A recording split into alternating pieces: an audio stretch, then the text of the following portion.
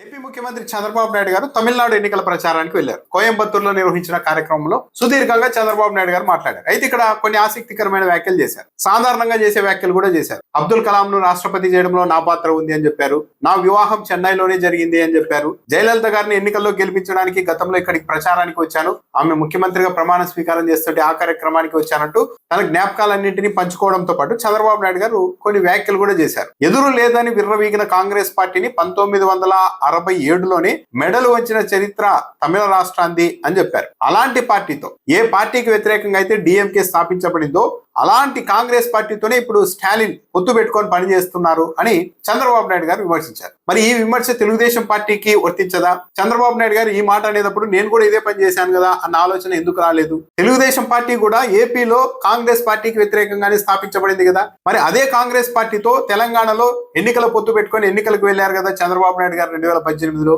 మరి ఈ విషయాన్ని ఎలా మర్చిపోయారు? చంద్రబాబు నాయుడు గారు అయితే ఎన్నికల పొత్తు పెట్టుకొని కాంగ్రెస్ పార్టీతో వెళ్ళవచ్చు, 5 ఏళ్లకు ఒకసారి పొత్తులు మారుస్తూ పార్టీలు మార్చొచ్చు. కానీ స్టాలిన్ ఎక్కువ కాలం కాంగ్రెస్ తోనే ఉంటున్నారు, ఇండియా కూటమిలోనే ఆయన ఉంటూ ఉన్నారు. అది మాత్రం తప్పని చంద్రబాబు నాయుడు గారు ఎలా అంటున్నారు? కోయంబత్తూరులో చంద్రబాబు నాయుడు గారు చేసిన వ్యాఖ్యలు బట్టి మరో విషయం కూడా అర్థమవుతుంది. ఇక్కడ ఏపీ ప్రజలంతా చంద్రబాబు నాయుడు గారు ఒక్క జగన్మోహన్ రెడ్డి మీదే ఇష్టానుసారం ఆరోపణలు చేస్తూ ఉంటారు అన్న ఒక అభిప్రాయం ఉండేది. కానీ అక్కడ ఆయన ఈ రోజు చేసిన వ్యాఖ్యలు బట్టి చూస్తుంటే చంద్రబాబు నాయుడు గారు ఒక జగన్మోహన్ రెడ్డినే కాదు, తాను ఎవరినైతే వ్యతిరేకిస్తానో వాళ్ళందరి మీద అలాంటి బురదే, అలాంటి విమర్శలతోనే, అలాంటి ఆరోపణలతోనే బురద జల్లుతారు అన్నది ఈరోజు అర్థమైంది. చంద్రబాబు నాయుడు గారు కోయంబత్తూరు వెళ్లి అక్కడ డిఎంకే ప్రభుత్వాన్ని ఏమని విమర్శిస్తూ ఉన్నారంటే, డిఎంకే ప్రభుత్వం ఒక్కో మద్యం సీసా మీద 10 రూపాయలు దోచుకుంటోంది అని మాట్లాడారు. ఈ ఆరోపణ చేస్తే సరే తమిళనాడు ప్రజలు ఏమనుకుంటారు, కానీ ఏపీ ప్రజలైతే ఆశ్చర్యపోతారు, దిగ్భ్రాంతికి గురవుతారని చంద్రబాబు నాయుడు గారు మర్చిపోయినట్టుగా ఉన్నారు. ఏపీలో దాదాపు 1,00,000 బెల్ట్ షాపులు ఉన్నాయి. ఈ బెల్ట్ షాపులు ఉన్నాయనేది తెలుగుదేశం పార్టీ వాళ్ళు అంగీకరిస్తున్నారు. చివరికి ఎంతవరకు వెళ్ళిపోయారంటే బెల్ట్ షాపులు ఉన్నాయి, అవి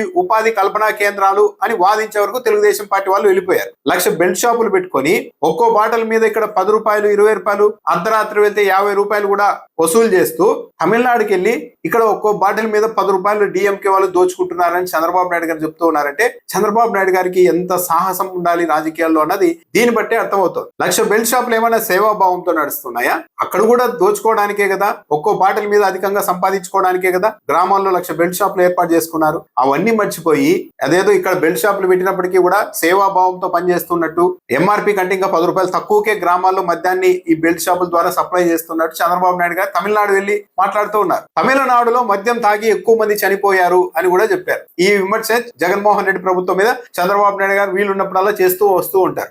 సార్ నిరూపించండి, ఎంతమంది చనిపోయారో ఒక డేటా చెప్పండి, కేసులు పెట్టండి అంటే మాత్రం చెప్పరు. జగన్మోహన్ రెడ్డి హయాంలో 100 మంది చనిపోయారు, 1000 మందికి లివర్లు పోయాయి, కిడ్నీలు పోయాయని ప్రచారం చేస్తూ ఉంటారు. కానీ ఒక్క కేసు మీద కూడా ఎంక్వైరీ ఉండదు, ఒక్క విచారణ ఉండదు. అంటే ఇప్పుడు తమిళనాడులో కూడా అదే పని. ఏపీలో జగన్మోహన్ రెడ్డి మీద ఎలాగైతే ఆరోపణలు చేస్తూ వచ్చారో అలాగే తమిళనాడు కూడా వెళ్లి ఇక్కడ డిఎంకే ప్రభుత్వంలో మద్యం కారణంగా అనేక మంది చనిపోతున్నారని చెప్పి అక్కడ కూడా ఇలాంటి ఆరోపణ చేశారు. రేపు ప్రొద్దున బెంగాల్ వెళ్తే అక్కడ కూడా మమతా బెనర్జీ గారి ప్రభుత్వం కూడా ఇలా మద్యంలో దోచుకుంటోంది, మమతా బెనర్జీ గారి ప్రభుత్వంలోని మద్యం దాగి చాలా మంది చనిపోతున్నారు అని ఇదే డైలాగ్, ఇదే ఆరోపణ చంద్రబాబు నాయుడు గారు అక్కడ కూడా చెప్పొచ్చు. ఇంకో సాహసం కూడా చేశారు చంద్రబాబు నాయుడు గారు. తమిళనాడుని ఏపీని పోల్చే సాహసం చేశారు. ఏపీ అన్ని అవకాశాలని అందిపుచ్చుకుంటూ డబుల్ ఇంజిన్ సర్కార్తో దూసుకెళ్తోంది. మేము క్వాంటమ్ కంప్యూటర్ వరకు వెళ్ళాం, కానీ ఇక్కడ డిఎంకే ప్రభుత్వం కేంద్రం సహకారం అందిస్తామన్నా సరే సహకారం తీసుకోవడం లేదు, పనులు చేసుకోవడం లేదు. డిఎంకే ప్రభుత్వం సాధించింది కేవలం అప్పుల భారం, లా అండ్ ఆర్డర్, డ్రగ్స్, ఇవి తప్ప ఏది సాధించలేకపోయింది స్టాలిన్ ప్రభుత్వం అని మాట్లాడారు. అప్పుల